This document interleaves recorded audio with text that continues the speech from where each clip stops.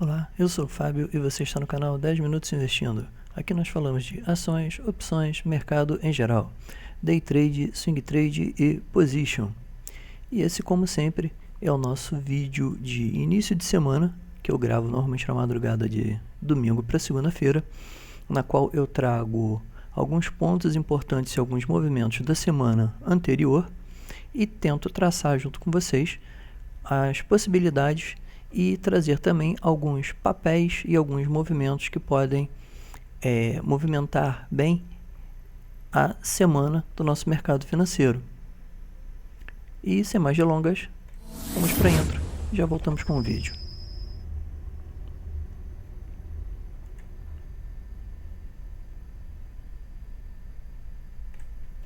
Lembrando sempre que o material divulgado nesse vídeo não é recomendação de compra ou venda e tem por finalidade unicamente caráter informativo e educacional.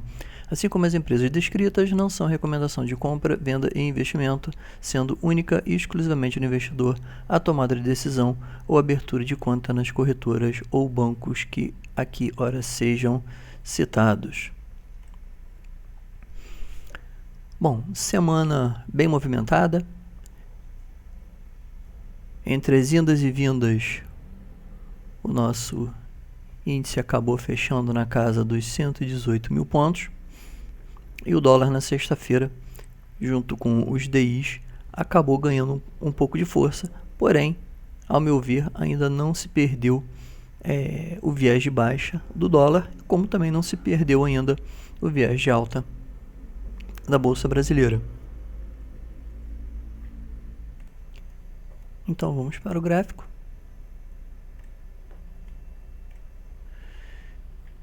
E o que nós temos? Temos o Ibov abrindo na sexta-feira em 120,064 e fechando em 118,839 com uma queda de 0,98%. Vamos já dar uma ajustada aqui.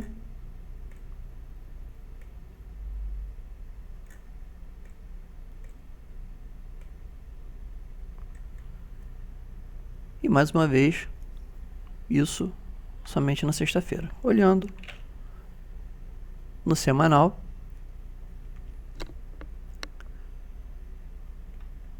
a gente continua com aquela famosa dificuldade do índice, do Ibov, melhor dizendo, né? De romper essa região aqui, ó, dos 121, 122 mil pontos. Porém, a meu ver, ainda não perdeu para todos os efeitos a tendência de alta. Está naquela região ali de suporte, que é um suporte importantíssimo, né? Que é justamente essa região aqui, entre 120, 102 e 119 mil pontos, que é uma região de suporte para todos os efeitos. Não mudou nada, médias apontando para cima, semanal.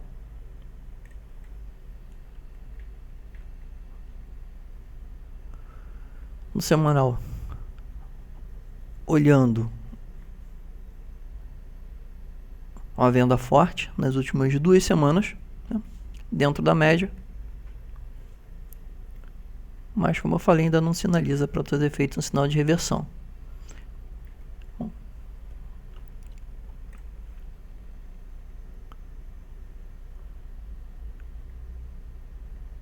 Estocástico no semanal, apontando levemente para baixo, cruzando. Liga um sinal de alerta. A meu ver, ainda não, até porque, para todos os efeitos, o índice não chegou, ou melhor, o Ibov não chegou ainda naqueles níveis máximos de negociação, né? Como a gente pode ver, traçando uma linha aqui.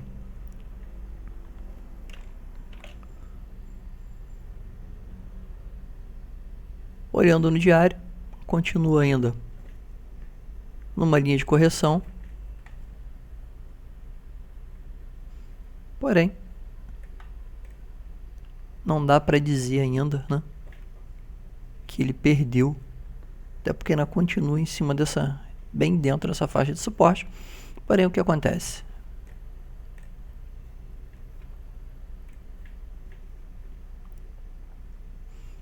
ainda se segurando na média móvel de 72 períodos,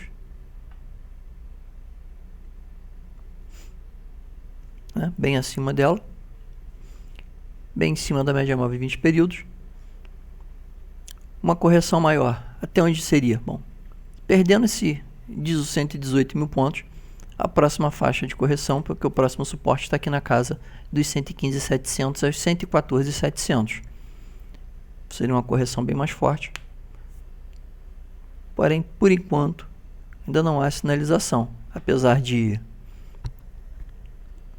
isso olhando para gráfico. Agora, olhando para indicadores,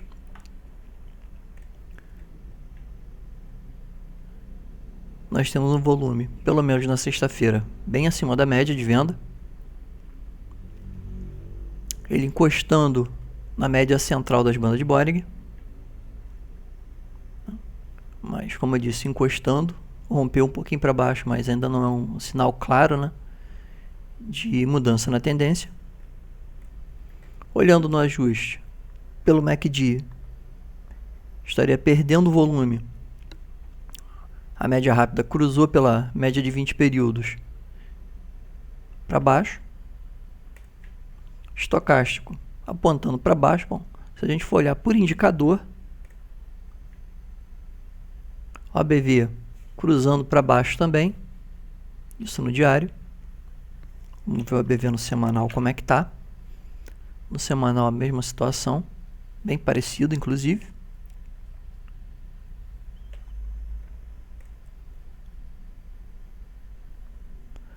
Momento está bem abaixo ainda, também não apresenta tanto no semanal quanto no diário grande divergência, apesar de estar apontado para baixo.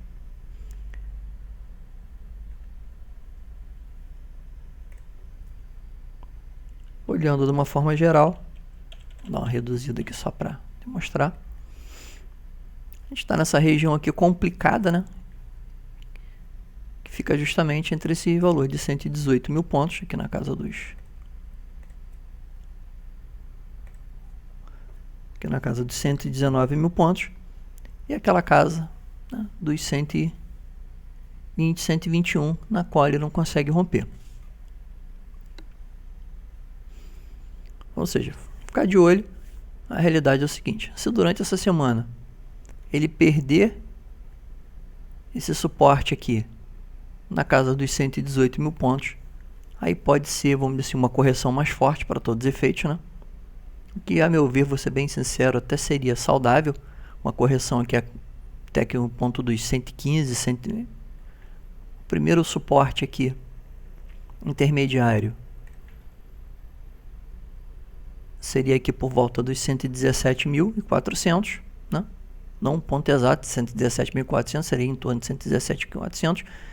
E uma correção mais forte voltando aqui para casa dos 115, 114 mil pontos. De repente seria até uma solução melhor do que ele ficar ali andando de lado o tempo todo, sem uma direção específica, né? Ali na casa dos 121, ficando nessa de vai no 119, bate no 121, parece que vai romper e volta, cria uma indefinição muito maior para o mercado. Mas, como sempre, como eu digo, essa é a minha opinião.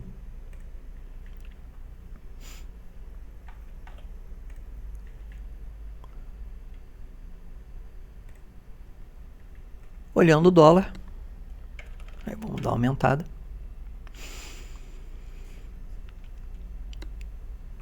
O dólar continua indo numa tendência de baixa, apesar do movimento da sexta-feira ter sido bem forte. Porém, se a gente olhar no semanal, ó,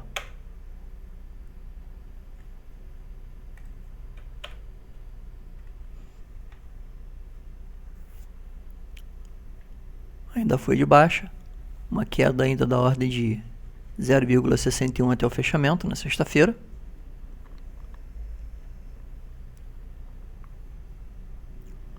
Se segurou em cima da linha do suporte, ou seja, entrou força compradora para todos os efeitos aqui, porém continua cruzado para baixo, continua com uma tendência de baixa. Realidade que aconteceu, o dólar perdeu, né, esse ponto aqui da abertura do gap que tinha iniciado a tendência de alta, né? Que foi anulada para todos os efeitos com esse candle aqui, ó. Foi anulada com esse camarada aqui. Depois tentou retomar, tomou uma pancada de novo. Foi anulada novamente por esse candle aqui do finalzinho de março. E depois pegou uma sequência de baixa e vem.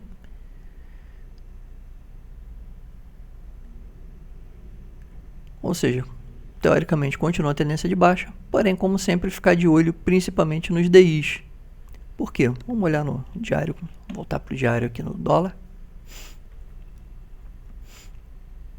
Continua se mantendo em cima dessa linha aqui do suporte, que está entre 5.440 mais ou menos e 5.416. Vamos ver como é que vai se comportar. O que segurou o dólar para todos os efeitos na sexta-feira, principalmente, foi os DIs que vinham vinham numa sequência para todos os efeitos. Deixa eu aumentar aqui para vocês um pouco. Que vinha no semanal, numa sequência de 2 semanas de queda, e para todos os efeitos, se a gente olhar até no diário, vinha numa sequência de quedas. Na quinta e sexta-feira, principalmente, pegou 2 candles de definição e acabou na sexta-feira ganhando fôlego com uma alta de 1,70. Olhando o DI 25, a mesma situação, tanto no semanal quanto no diário, vendo a sequência de queda, ainda continua para todo efeito mantendo essa tendência de queda, não anulou ainda, apesar de a gente olhando para o indicador, vir perdendo força na venda. Bom, é um ponto ainda? Não. A meu julgar, é claro. Por que não? Que o ponto de suporte do DI na realidade está aqui, ó, nessa casa de 7,46 para o 25 e de 6,02 para o DI 23, ou seja, ainda teria para todos os efeitos uma correção maior para fazer. E se ele perder, né, para todos os efeitos, vamos dizer assim, se ele voltar para, teoricamente, né, voltar para fechar esse gap aqui na casa de 5,75 no DI 23. Mas o mercado essa semana principalmente tem estado muito variado. Estamos numa semana forte de balanço de grandes empresas. Tivemos Vale essa semana. Nessa semana agora, eu já vou mostrar para vocês, a gente tem uma série de empresas, vamos dizer assim, que tem um peso significativo sobre o índice também. E o bom desempenho delas pode significar uma manutenção ou, né, uma correção maior do índice Bovespa.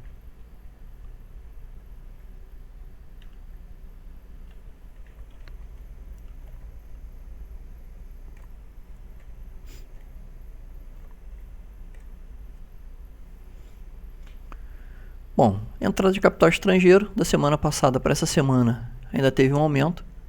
Estamos na casa dos 7,3, né? 7 bi,3, com uma entrada de capital até agora, nos primeiros meses do ano, da ordem de 23 bi,373. Lembrando que a gente começou o mês de janeiro já com 24, né? Ou seja, na realidade estamos retornando aos valores. Olhando para a relação de comprados e vendidos, o mercado no momento encontra-se mais comprado do que vendido, né? E aguardar para ver como é que ele vai se sustentar no momento. Bom, moeda digital, essa notícia aqui é do portal da Investing, né? Moeda digital da China emite sinal de alerta para Europa e Estados Unidos.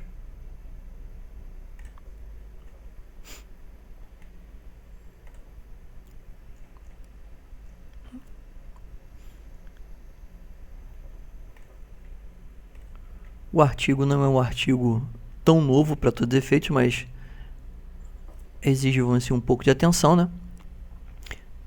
Trata propriamente da preparação da China para o lançamento da sua moeda digital, como diz aqui, como plano de domínio, né? Estados Unidos e Europa vão dizer, com domínio ao volante, controle da oferta monetária global, pavimenta o caminho para os objetivos da China. Lembrando que essa moeda digital aqui, ela não é diferente das moedas digitais que nós temos circulando no mercado, que são moedas livres para todos os efeitos, né? Que não tem, vamos dizer assim, uma pátria.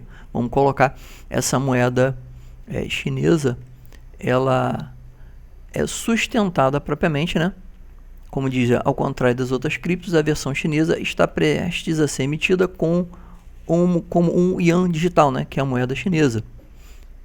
Ou pagamento eletrônico em moeda digital controlada pelo Banco Popular da China, né?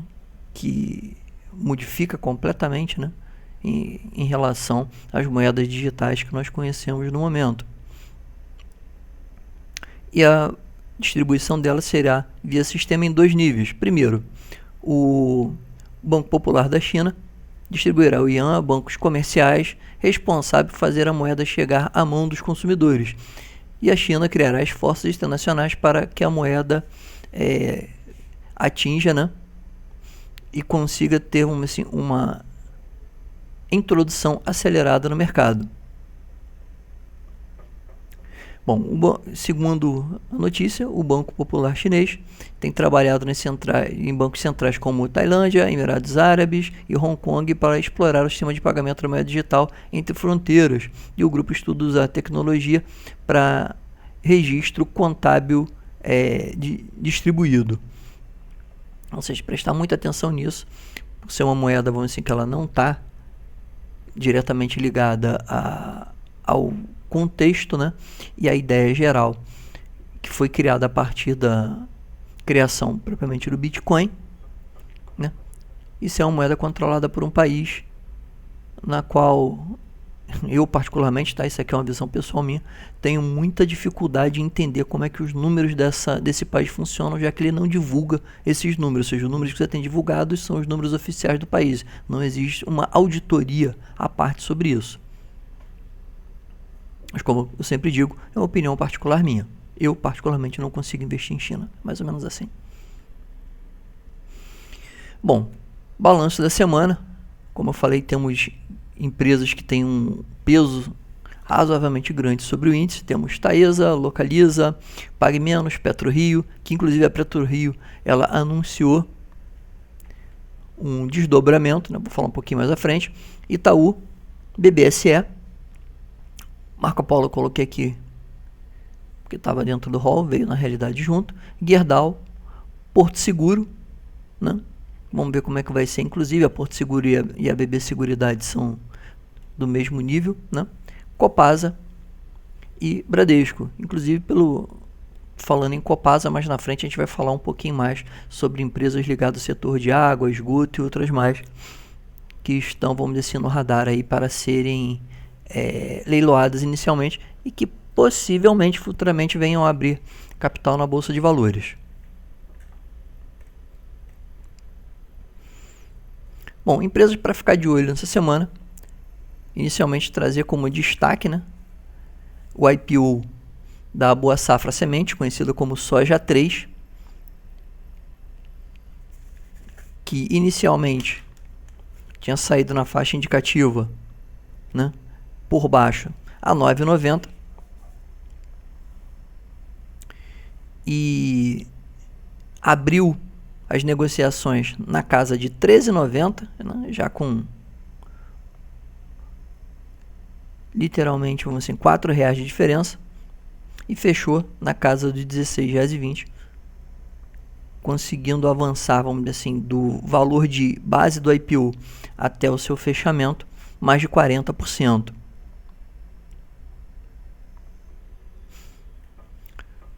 Agora, para ficar de olho para essa semana, empresas que tiveram, vamos dizer assim, trazendo a Caixa de Seguridade também, mas principalmente a Brasil Foods, que teve uma queda durante a semana na ordem de 12%, né, mediante os números que apresentou. Porém, está, vamos dizer assim, em um ponto de suporte importante, para quem gosta do setor e que de repente estava pensando em colocar alguma empresa, ou para quem estava querendo colocar alguma empresa, principalmente desse setor de commodities, na carteira, pode ser uma boa opção. Temos a Eneva também, setor de energia, teve uma queda também de 7%, também na mesma situação, próxima a um suporte intermediário, tá? É um suporte importante, mas é um suporte intermediário, não é um suporte principal. Outro detalhe, tá? Se vocês quiserem que eu comente mais alguma coisa, mais detalhes sobre essas empresas que eu estou colocando aqui, né? Deixe nos comentários do vídeo, por favor, que eu faça um vídeo à parte falando sobre essas empresas em específico. Bom, Lojas Americanas, depois daquela polêmica de vai comprar, não vai comprar, queda de 8,5%. E também numa região de suporte importante. Via Varejo, que vinha se recuperando durante a semana, das semanas anteriores, né? Depois de ter conseguido chegar a altas de torno de mais de R$20, devolveu para todos os efeitos todo o movimento e fechou a semana com a queda de 9,80, também próximo a um suporte importante, tanto do semanal quanto do diário. E a Caixa Seguridade, que fez seu IPO também, abriu a R$10,29, fechou, né, a R$10,01, ou seja, fechou abaixo da faixa de abertura, né?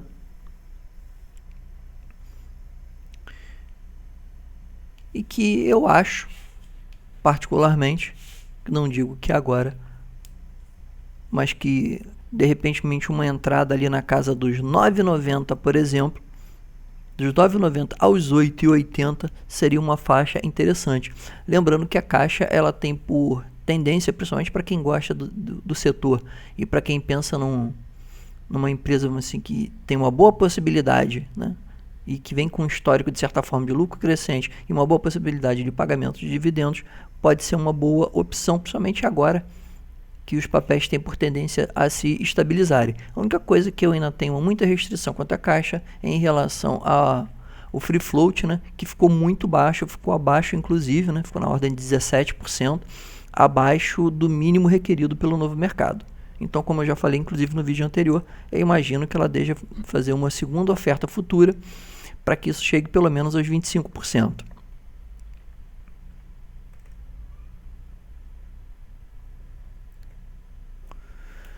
Bom, dentre as notícias, PetroRio anuncia desdobramento de ações, né? O Conselho da PetroRio, a maior produtora independente de petróleo do Brasil, anunciou na sexta-feira, né, após o fechamento, uma operação de desdobramento de ações de 5 para 1, ou seja, para quem tinha 5 ações da uma ação da PetroRio, ela vai ser dividida em 5, conforme o comunicado enviado ao mercado. De acordo com a empresa, a cada ação passará a representar por 5 e serão emitidas novas ações, mas o capital social permanecerá o mesmo, ou seja, as suas ações elas vão ser divididas por 5. Ou seja, se você tinha, vamos supor que se a ação fosse R$25, você vai receber 5 ações no valor de R$5, assim como que acontece a proporção. O objetivo do desdobramento da empresa, segundo, é o aumento de liquidez das ações e tornar os papéis acessíveis a maior número de investidores. As ações recém-divididas começarão a ser negociadas dia 6 de maio, ou seja, começarão a ser negociadas, vamos dizer assim, com desdobramento a partir da quinta-feira próxima, informou a PetroRio. Bom, notícia do governo: o governo economiza 304 milhões com serviços de computação em nuvem, né? Isso vem do próprio portal do governo, Agência Brasil, que ela diz que deixou de gastar 304 milhões com contratação de serviços de computação em nuvem para 52 órgãos federais, realizada no fim de fevereiro, quando ocorreu a abertura das propostas de licitação. Teve resultado divulgado no último dia, na última quinta-feira, na realidade dia 28, pelo Ministério da Economia. A compra centralizada de serviços de computação em nuvem custou 66 milhões, uma redução de 82,2% em relação ao preço estimado, de 368 milhões. A empresa vencedora de licitação foi Extreme Digital Solution. Não conheço a empresa, inclusive vou dar uma pesquisada depois. Bom, carteiras de criptomoedas podem ser hackeadas pela Receita Federal dos Estados Unidos. Olha só, hein?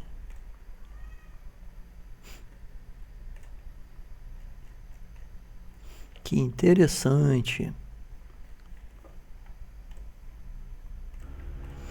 Bom, segundo a informação, caso a Receita Federal americana consiga ter acesso a tal processo, o nível de segurança das carteiras de criptomoedas de hardware seria drasticamente reduzido, principalmente as wallets, né, que são utilizados para armazenamento de chaves privadas que não são guardadas em nenhum outro dispositivos. Se porventura isso aconteça, as carteiras se tornariam dispositivos inseguros. Qualquer pessoa com acesso a algum outro dispositivo poderia obter todos os fundos armazenados nos endereços públicos associados a essas chaves privadas. Se isso for possível, se a Receita Federal Americana conseguir, vai colocar, vamos assim, em xeque a principal, né, colocação das carteiras, vamos dizer assim, digitais em Bitcoin. Pode trazer um nível de insegurança para as moedas digitais extremamente alto. Bom, hoje, após uma queda, vamos assim, drástica, vamos assim, das moedas digitais, temos o Bitcoin já em relação ao nosso vídeo da semana passada, já com uma alta de mais de 10 mil dólares, né, para todos os efeitos. Quando eu fiz o vídeo na madrugada de domingo para segunda-feira passada, ele estava cotado em aproximadamente 48 mil dólares e hoje está cotado a 58 mil dólares, com uma alta nas 24 horas de 0,77. O Ethereum com uma alta de 2,57%. A Ripple caindo mais uma vez 2,52%. E para as criptos segue o barco.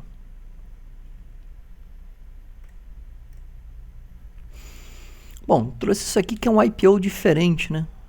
A gente sempre tem trazido alguma coisa relativa a IPO também no canal. Bom, trazendo o IPO da G2D Investments Ltda. Por que é um IPO diferente? Porque é um IPO que na realidade você vai estar entrando num IPO de uma BDR. Se você não sabe o que é BDR, não conhece, né? Os Brazilian Depositary Receivers, né? Que são seria como se fosse, vamos dizer assim, ações, né, compradas, vamos dizer assim, fora do Brasil, que na realidade são recibos, né, que se equivalem a essas ações. Eu não tinha visto, se não é a primeira, alguém pode até comentar aqui para baixo para mim, mas é a primeira vez que eu vejo, vamos dizer assim, uma IPO sendo feita simultaneamente já vamos dizer assim, em moeda estrangeira e já em BDR, né? Bom, a G2D Investimentos é uma empresa, uma subsidiária na realidade da GP Investimentos, que é uma companhia especializada em Private Equity, né, e investimentos alternativos, que desde sua criação em 1993, a GP Investimentos já captou cerca de 5 bilhões de dólares em investimentos em todo o mundo. Concluiu o investimento de mais ou menos 50 empresas e realizou mais de 30 operações do mercado de capitais. Atualmente, a companhia possui escritório em São Paulo, Nova York, Londres e Bermudas. A GP Investimentos possui uma estratégia de investimento direcionado a companhias consolidadas com potencial de crescimento e de serem mais eficientes e lucrativas, tornando-se líderes em seus setores. Ou seja, ela basicamente funciona quase como uma hold, né? Desde 2006, as ações ordinárias classe A da GP Investimentos são negociadas de forma de Brazilian Depositary Recipients, né, que são as chamadas BDRs, na Bolsa de Valores do Brasil. Nossa B3, assim, sobre o código GPIV33 e negociada na Bolsa de Valores de Luxemburgo também. Aí você vai perguntar, beleza, eu sei o que é a empresa que é dona da G2 e o que a G2 faz para todo efeito? Bom, a G2 ela recebeu, vamos dizer assim, o aporte, né?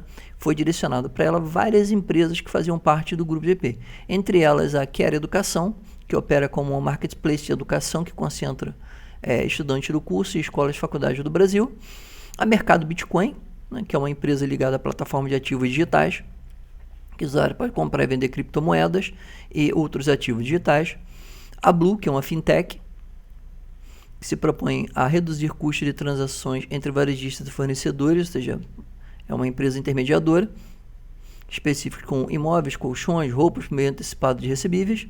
A CERC, que é também uma fintech que fornece estrutura para o mercado financeiro de crédito, oferecendo serviços de validação, registro e compensação de recebíveis. A Simpol, que é uma fintech também, com o objetivo de inovar o mercado financeiro e a experiência de seus clientes e oferecer assessoria de investimentos com simplicidade, liberdade e transparência. Ela pertence e oferece uma plataforma de corretagem com uma proposta de valor único, né? Ou seja, para agentes autônomos de investimento, por meio de um modelo de parceria. A The Craftery, que é uma holding de investimentos de capital que permanece em busca de investimentos globais em empresas e marcas inovadoras de bens e serviços. A Expanding Capital, que é uma venture capital, né, com sede em São Francisco, na Califórnia, cujo objetivo é investir em sociedades de tecnologia desde sua fundação. E a Expand Capital tem conseguido investir em empresas que já receberam investimentos de alguns dos principais fundos de venture capital do mundo, com o pipeline muito robusto. Ou seja, é uma empresa bem diversificada, tá? Aposta muito em, vamos assim, em fintech, ou seja, bem inovadora para todos os efeitos, a ideia da empresa, né? Porém, a gente não sabe ainda qual vai ser. E se vocês quiserem que eu faça uma busca mais aprofundada, traga mais dados, vamos dizer assim, sobre esse IPO, que para todos os efeitos a data, vamos dizer assim, de reserva está para o dia 5 agora. Eu anotei isso em algum lugar aqui para todos os efeitos, nesse momento eu perdi, mas isso mesmo. Do dia 7, dia 5, deixa eu ver aqui rapidinho, no prospecto. Exatamente, encerra-se, o prazo de reserva encerra-se agora no dia 7, então se vocês quiserem que eu dê uma olhada, vamos dizer assim, no prospecto de uma forma geral e traga mais informações, deixa aqui nos comentários também pra gente. As ações, as B10 oferecidas serão classe A nível 3, o valor mínimo de reserva são de R$3.000 e o valor, né, inicial de transação será de R$ 7,16. E por último, para fechar, que já está grande o vídeo, BNDES tem na fila mais 5 leilões de saneamento. Lembrando que o primeiro leilão de saneamento que aconteceu, que marcou esse pontapé, vamos dizer assim, dessa nova etapa, foi justamente o leilão da SEDAI do Rio de Janeiro, que é uma das maiores empresas na realidade desse setor, né, com uma das maiores redes de distribuição de água no estado do Rio de Janeiro. Bom, ele diz que cada licitação vai seguir um modelo diferente, dependendo da área. De algumas será feita por meio de concessão plena, que inclui a produção e distribuição de água e esgoto, e outras serão feitas por meio de parceria público-privada de esgoto ou concessão apenas de distribuição, como foi o caso da SEDAI, leiloada na B3 SA3 e considerada um sucesso pelos especialistas. Pelo cronograma BNDES, 3 devem ocorrer ainda neste ano, no segundo semestre. São elas Amapá, 3 bilhões, Porto Alegre, 2,17 bilhões e Rio Grande do Sul, 3 bilhões. Alagoas e Ceará ficam para o próximo ano, e o estado de Minas Gerais também iniciou o processo de estudo com o Banco de Fomento, mas ainda não tem previsão. Na avaliação dos especialistas, o leilão da SEDAI será um importante a ser seguido.